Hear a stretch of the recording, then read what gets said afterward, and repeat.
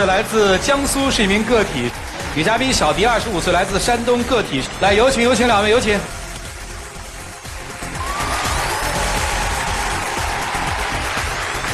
哇，刚才那个转过来，我听我这边的女生哇，然后那边那个一转过来啊，来边。哎，我觉得他们可以直接去拍那种图片广告啊什么的。哎呦，着急的，你看看你们，他们上场的时候大家都咿咿呀呀了半天。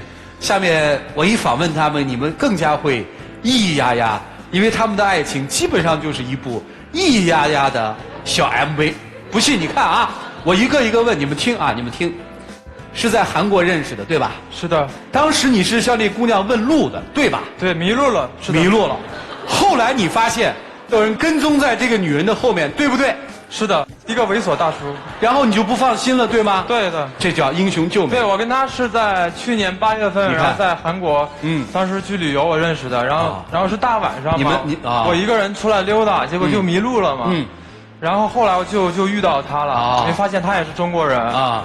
然后我跟他在一块儿，后面就来了一个韩国大叔啊。然后那个大叔我跟他语言不通嘛，然后他就一直跟着我们。然后后来我就带他们跑掉了，然后把他送回酒店啊。然后后来我们就留了联系方式，在网上朋友圈就互动嘛啊，慢慢就有感情。好，我问你，你给这个韩国大叔多少钱？没有给钱，没有给钱，对，他安排的。不，你不能这么想，人家小年轻小孩是吧？这个人生嘛，总要有一些奇遇才有意思。反正就是这么相识了，对吧？对的啊，你是江苏的，他是山东的，是吧？是异地恋吗？异国恋吧。怎么叫异国恋呢？相识之后，他后面就去了韩国留学。哇，对，然后就异国了，异国恋了，这不挺好吗？其实他让我想跟他回北京，但是我不想跟他去北京发展。哦，你是在韩国学习完了是吗？对。想去北京。嗯，对。然后你呢？他想让我去北京跟他一起，就是他说创业之类的，但是我并不想跟他一起去。我是在杭州做淘宝店主，在开网店。哦。他回国之后的话，来杭州找我，其实我挺感动的。他找我，然后我们在一起相处了半年左右，然后但是我觉得就是我们之间就生活观念啊、价值观念有些问题。哦。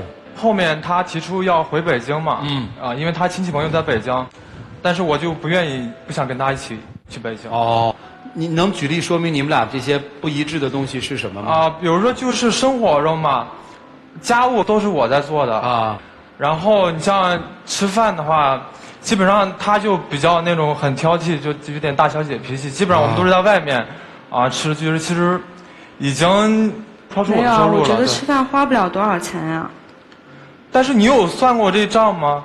你知道一个月累积起来，其实这一个数字不是这么简单的，你知道吗？那我有吃大餐吗？你们在杭州吃什么嘛？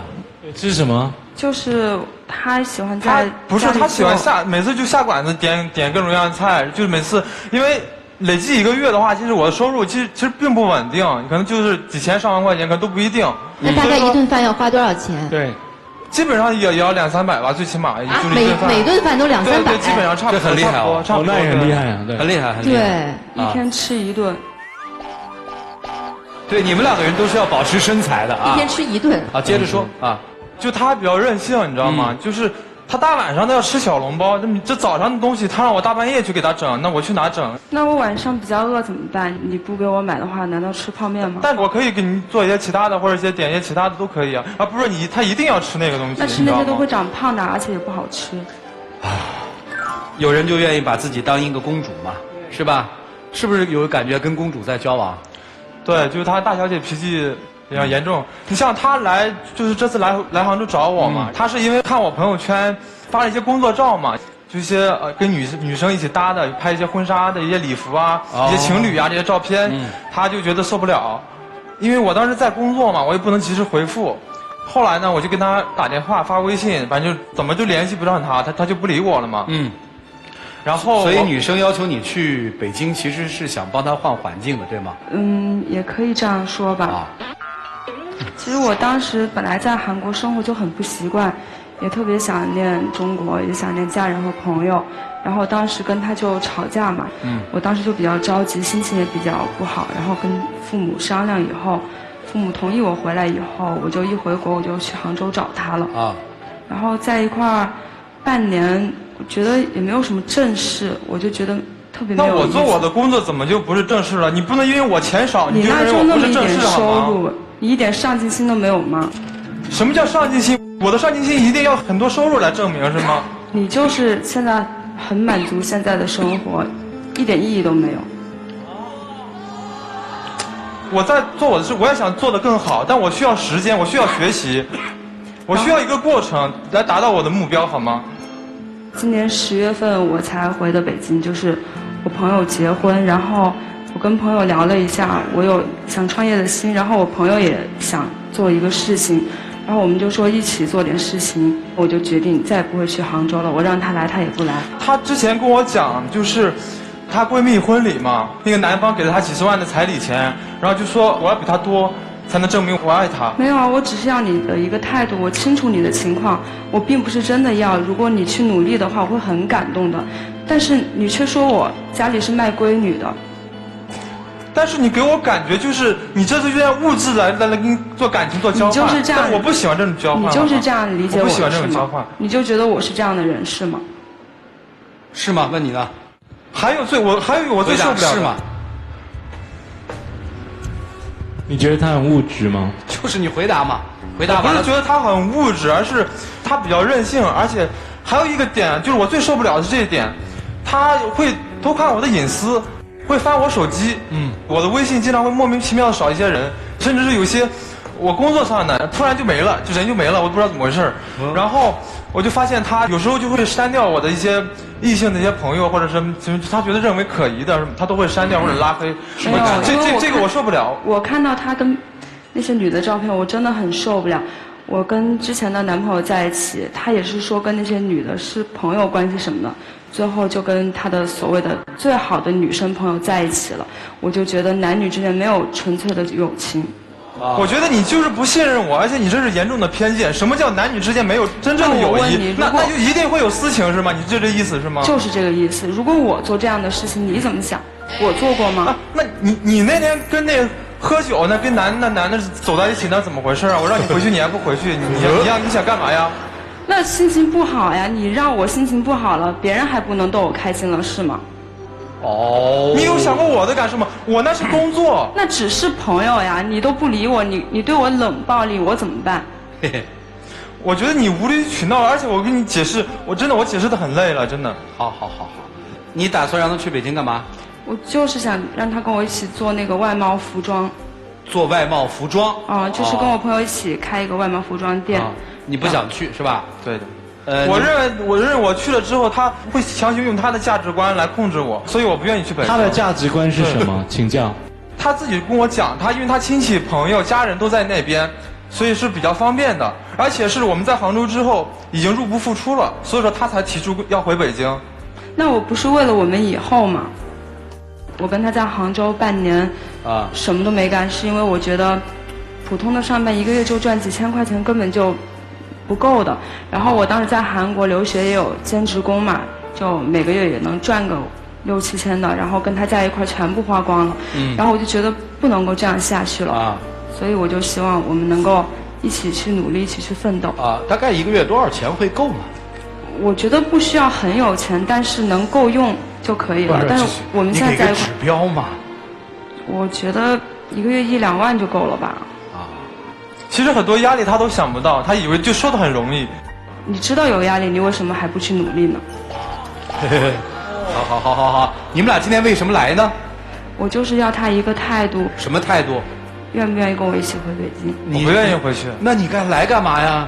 你直接在杭州跟他说了，对不起啊，我不去北京，不完了吗？你干嘛来这儿？我跟他说我不回去啊。我跟他说了。那你干嘛来这儿啊？我觉得还是我要有一个负责任的心态。他既然说来解决问题了，我觉得我应该是要出现的。你要出现。对。如果他给你留在杭州 ，OK 吗？这件事儿？但是他已经明确告诉我，他不会留在那里。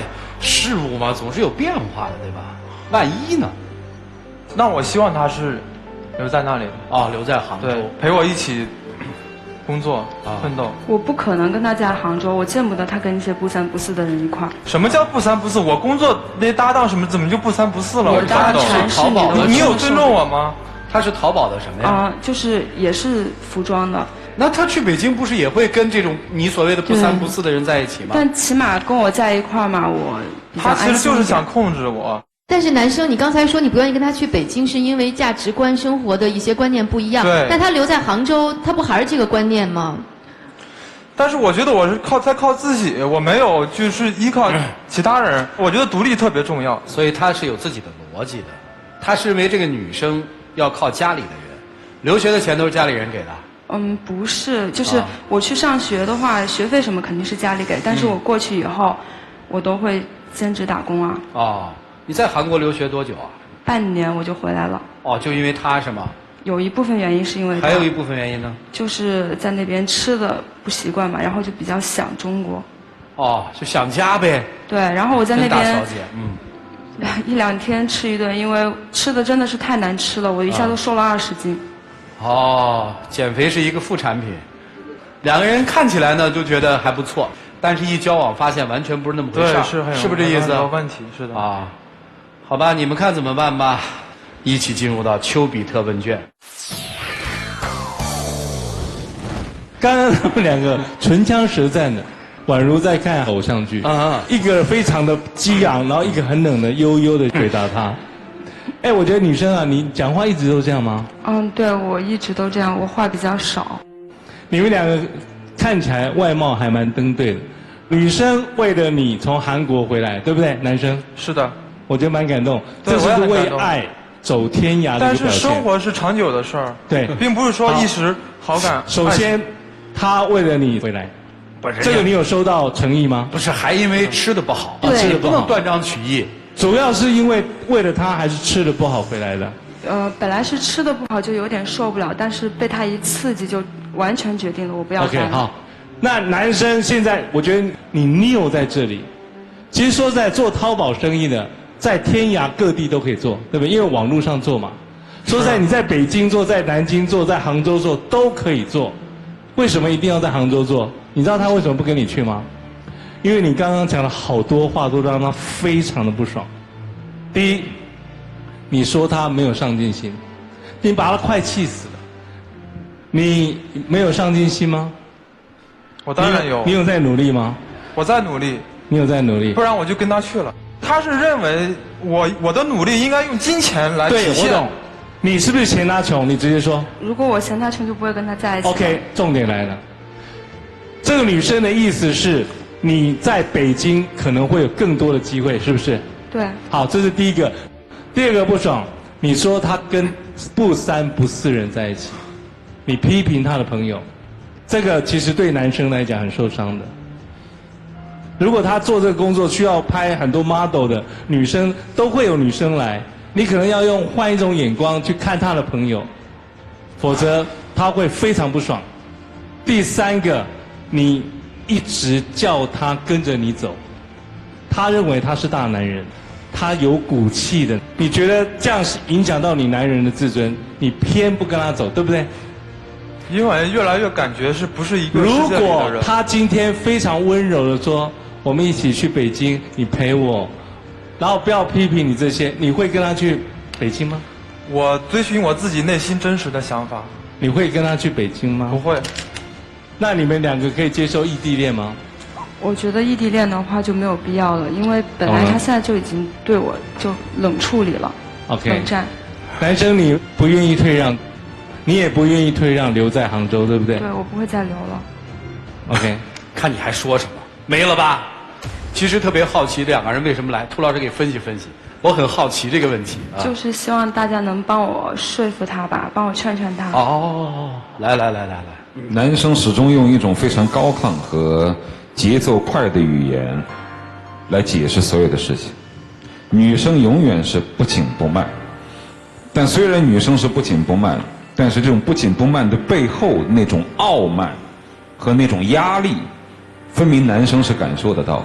男生一直强调说我不要他控制我，虽然我们也没听出有什么控制，但很显然他感受到，而且我也感受到。你看这个女生从家里去韩国，只因为一个东西吃不习惯，半年她就回来了。而她从韩国去到杭州，不是为爱而奔走，只是因为不能够忍受苦难。如果她当初是毅然决然的为了爱而到杭州不远千里之外，她不可能说到了半年左右她就忍受不下去。她不可能半年左右就看不上一个男人，否定一个男人，也不可能在这半年当中她无所事事，什么都不做。所以说这就是一个所谓的公主，却一点苦难都吃不来。而她那种不紧不慢的语气，那种不屑于与你争吵的态势，就让男生感觉到了控制。所以我大概认为男生你是不能去北京的，你绝对不能去北京，你不能我不会去的，谢谢老师，不会去的。对，你不能屈服于一个这样荒谬的理由。而至于女生，我大概认为，其实在你心目当中，对于爱一个人要付出多少，你大概是毫无概念的。你可能认为任何一个决定都可以轻易地做出，我想回国我就回国。要知道现在如果一个家庭供养一个孩子去国外留学，其实付出挺多的，不会因为你一个东西吃不惯，你说你半年就回来。没有什么事情可以简简单单成功，留学是如此，恋爱也是如此。当一个男人感受不到你对他真心的付出，只有每天慢条斯理的凹造型的话，这种公主养不起，你就干脆回避，就这样。我知道了，谢谢老师。其实呢，我是这么看这个问题啊。我们家那小宝贝儿走哪儿都要抱着他一小兔子，你知道吗？你要给他洗，你说这个兔子给你洗一下，他都不愿意。啊，你什么事儿跟他商量，很难商量得通。小孩不懂道理，这也就算了。但是你长大了还这么不懂道理，其实吃亏的就是自己。女生你自己琢磨这句话啊。男生，我认为没有必要这么生气和抱怨。其实你今天的状态不太好，就是我相信，如果遇见的时候你是这个状态的话，这个姑娘也不会喜欢上你。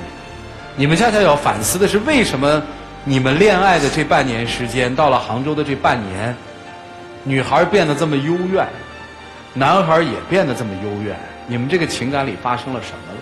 是，我也需要反思一下自己。真的，我觉得男生你一定要反思这个。我知道。女生，我倒劝你啊，你可以考虑在杭州再试一试。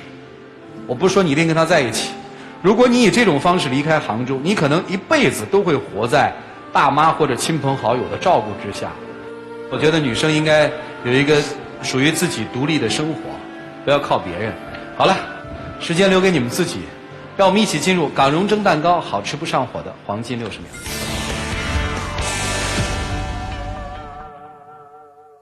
其实我自己也在就是追求，也想要一个更高的一个生活。但是我觉得想达到这个目标，我想自己经历这一切。我也试过跟你在杭州待过，已经半年过去了啊，我觉得还是这样，就没有上进努力的感觉。我不喜欢这样子，我觉得一点意义都没有。所以我觉得我们该好好想一想吧。对，我需要好好考虑一下。不管结果怎么样，反正我都希望你好吧。你开心就好，因为你想回北京。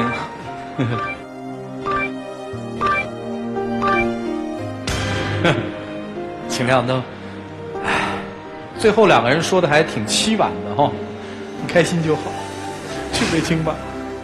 谢谢两位，请回吧，认真考虑一下，好吗？来，请关门。